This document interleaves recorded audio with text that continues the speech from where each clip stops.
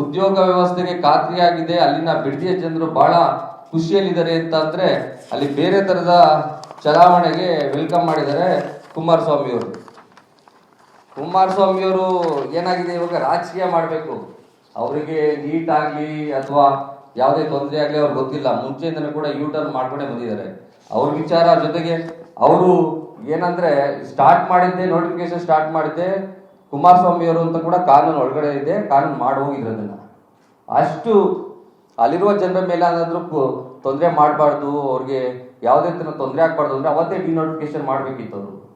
ಅವ್ರು CM ಆಗಿದ್ದಾಗಲೇ ಮಾಡಿದರೆ ಇವಾಗ ಬಂದು ತಮ್ಮ ಸ್ವಾರ್ಥಕ್ಕೋಸ್ಕರ, ರಾಜಕೀಯಕ್ಕೋಸ್ಕರ ಈ ರೀತಿ ಮಾಡುವಂತ ಕೆಲಸ ಇದೆಯಲ್ಲ, ಅದನ್ನ ಯಾರು ಕೂಡ ಸಹಿಸಲ್ಲ. ಆಮೇಲೆ ಅಲ್ಲಿರೋ ಜನಕ್ಕೂ ಗೊತ್ತಿದೆ, ಇವರು ಆ ಒಂದು ಟೌನ್ಶಿಪ್ ಮಾಡ್ಬೇಕಾದ್ರೆ DLF ಜೊತೆ ಯಾವ ರೀತಿ ಹೊಂದಾಣಿಕೆ ಮಾಡ್ಕೊಂಡಿದ್ರು, ಪ್ಲಾನ್ ಮಾಡಿದ್ರು ಅಂತ. ಅದು ಸಕ್ಸಸ್ ಆಗಿಲ್ಲ ಅಷ್ಟೇನೆ. ಅದನ್ನ ಯಾರು ಕೂಡ ಅಲ್ಲಿಯ ಜನ ಯಾರು ಮರ್ತಿಲ್ಲ, ಇವ್ರು ಮರ್ತಿರ್ಬೋದು. 20 ವರ್ಷ ಜೊತೆ ಕೇಳಿ ಅವರೇ ಫಸ್ಟ್ ಕಂಡು ಹಿಡಿದಿದಲ್ವ ಚಿನ್ನದ ಗಣಿನ. ಹಂಗಾರೆ ಒಂದೇನ್ ಗೊತ್ತಾ, ಪಾಪ ಅವ್ರೇನಾಗಿದೆ, ಈಗ ಯುವ ನಾಯಕ ಅಂತ ಮಗನ್ ಬಿಟ್ಟಿದ್ದಾರೆ. ಮಗನಿಗೆ ಕಾಮನ್ ಮ್ಯಾನ್ ಅಂತೆ. ಕಾಮನ್ ಮ್ಯಾನ್ ಅಂದ್ರೆ ಯಾರು?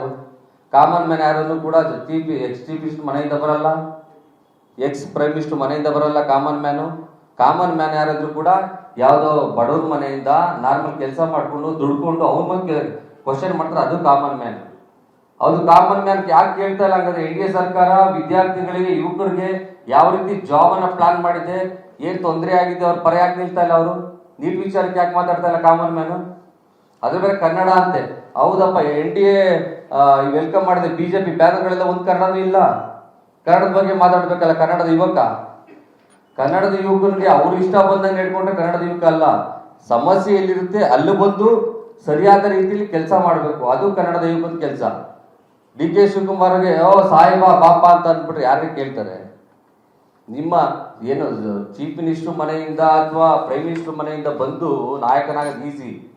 ಸಾಮಾನ್ಯ ಚಳುವಳಿಯಿಂದ ಬಂದು, ವಿದ್ಯಾರ್ಥಿ ಚಳುವಳಿಯಿಂದ ಬಂದು ಸತತವಾಗಿ 8-9 ಬಾರಿ ಎಲೆಕ್ಷನ್ ನಿಂತು ನಾನ್ ಸ್ಟಾಪ್ ಗೆದ್ಕೊಂಡು ಬರ್ತಾ ಇರೋದು, ಚಳುವಳಿಯಿಂದ ಬಂದ ನಾಯಕರಾಗಿರೋದು. ಈಜಿಲ್ ಬಂದು ನಮ್ಮನೆ ಕಂಪ್ನಿ ಅದು ಸೈನ್ ಹಾಕೊಂಡು ಲೆಟರ್ ಹೊಡ್ಕೊಳ್ಳೋದಲ್ಲ. ನಿಮ್ಮ ಮನೆ ಕಂಪ್ನಿ ಅದಪ್ಪ, ಅದು JDS ನಿಮ್ಮ ಮನೆ ಕಂಪ್ನಿ ಅಂತಮ್ಮ. ಬಾರಿಯೋ ಬೇರೆ ಯಾರು ಮಾಡೇ ಇಲ್ಲ ಕೆಲಸ ಅನ್ನೋ ರೀತಿಲಿ ಒಂದ್ ತಿಳ್ಕೊಳ್ಳಿ. ನಾನು ಕೂಡ ಸಾಮಾನ್ಯ ಕುಟುಂಬದಿಂದ ಬಂದಂತವನು. 2018ರಲ್ಲಿ NSU ಅಧ್ಯಕ್ಷ ಆದಾಗ ಟಿಕೆಟ್ ಕೊಟ್ಟು ಮಹಾಲಕ್ಷ್ಮಿ ನೋಡ ಸೋತಿದ್ದೀನಿ. ಏನು ಹಂಗಾದ್ರೆ ನಾನು ಯಾರೋ ಎಸ್ ಟಿ ಮಿನಿಸ್ಟರ್ ಮಗ ಅಂತ ಕೊಟ್ರ ಟಿಕೆಟ್? ಇಲ್ಲಲ್ಲ, ಕೆಲಸ ಮಾಡಿದ್ದೆ, ಚಳುವಳಿ ಭಾಗವಹಿಸಿದ್ದೆ, ಹೋರಾಟವನ್ನ ಮಾಡಿದ್ದೆ. ಅವ್ರು ಹೇಳ್ಬೋದು ನನಗೆ, ನೀವು ನಿಮ್ ಸರ್ಕಾರ ಇದೆ ಹೋರಾಟ ಮಾಡಲ್ಲ ಅಂತ. 2013-18ರಲ್ಲಿ ನಮ್ದೇ ಸರ್ಕಾರ ಇದ್ದು, ರಾಯರೆಡ್ಡಿಯವರೇ ಎಜುಕೇಶನ್ ಮಿನಿಸ್ಟರ್ ಇದ್ದು. ಬ್ಯಾಕ್ಲಾಗ್ ವಿಚಾರಕ್ಕೆ, ಇಂಜಿನಿಯರಿಂಗ್ ಬ್ಯಾಕ್ಲಾಗ್ ವಿಚಾರಕ್ಕೆ ನಾನೇ ಮೊದಲಾಗಿ ಪ್ರೊಟೆಸ್ಟ್ ಮಾಡಿದ್ದು.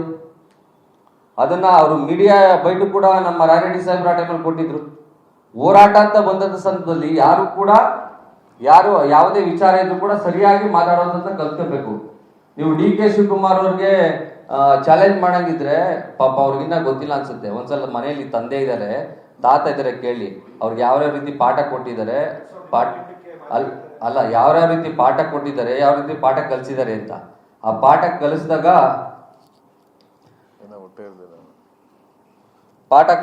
ಗೊತ್ತಾಗುತ್ತೆ.